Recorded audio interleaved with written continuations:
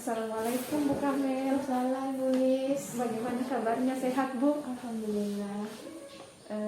Bu Kamel kira-kira punya waktu tidak untuk saya wawancara sebentar? Oh ada boleh. Jadi begini Bu, saya punya kasus, saya bacakan ya Bu. Ya. Ibu Tati adalah guru kelas 5 yang merupakan rekan kerja Anda, yang mana sama-sama mengajar kelas 5, yang kelasnya paralel, berarti kelasnya bersampingan dengan Ibu ya. Ruangan kelas Ibu Tati pun persis di sebelah ruangan kelas Anda. Ibu Tati terkenal sangat disiplin dan cenderung galak. Pada sisi lain, Ibu Tati juga pekerja keras dan murid-muridnya pun selalu mendapatkan nilai yang sangat baik. Sebagian murid-murid sangat takut kepada Ibu Tati,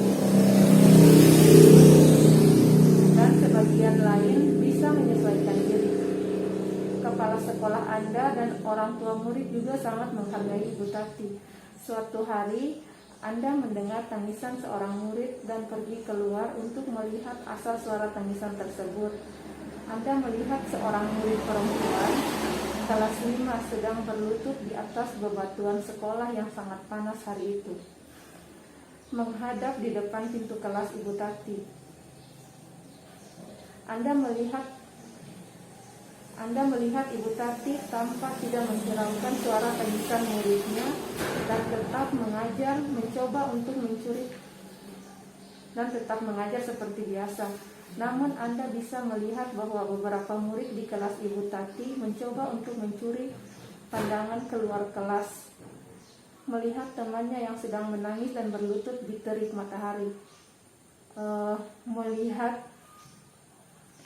Melihat kasus seperti ini, kira-kira apa yang akan Ibu lakukan?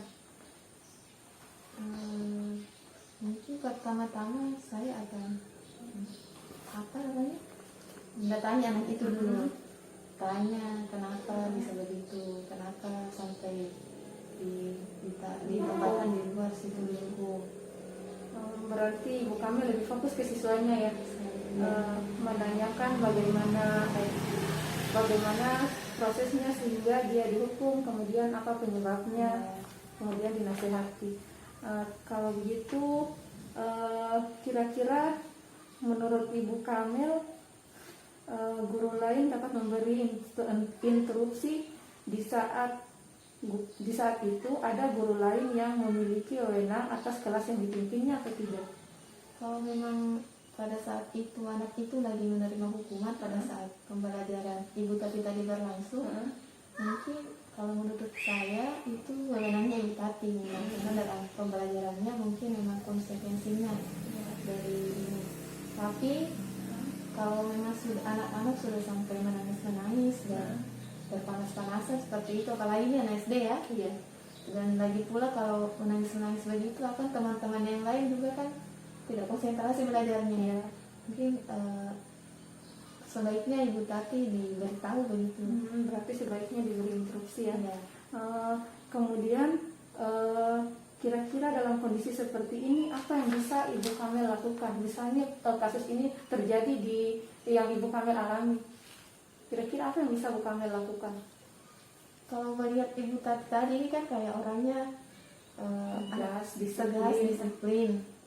Kalau mungkin secara pribadi saya dekat dengan Ibu Tati ini, mungkin saya kasih tahu, langsung di Ibu Tati. Tapi kalau kayak kurang ini juga, kalau kayak segan juga di ibu ini, jadi mungkin sebaiknya atasannya Ibu Tati yang kasih tahu. Karena kan misalnya saya dan Ibu Tati kan sama-sama saya guru kan. Berarti segan untuk memberitahu, jadi lebih ke atasannya.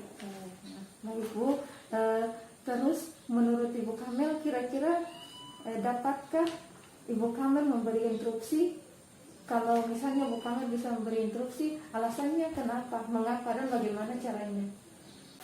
Jadi kalau memang Ibu Tati ini sampai tidak menghiraukan siswa tadi, anak ini sampai sudah menangis-menangis, sudah berpanas-panasan, mungkin tidak menghiraukan keadaannya ya. Menghiraukan keadaan anak ini tadi, saya akan menghampiri anak ini dan mengambil tindakan lah berarti anak ini.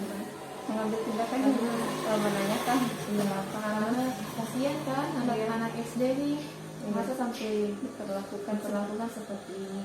Jadi sebaiknya kalau memang ini juga kayak bentuk hukumannya, sebaiknya dikasih hukuman yang sewajarnya saja lah.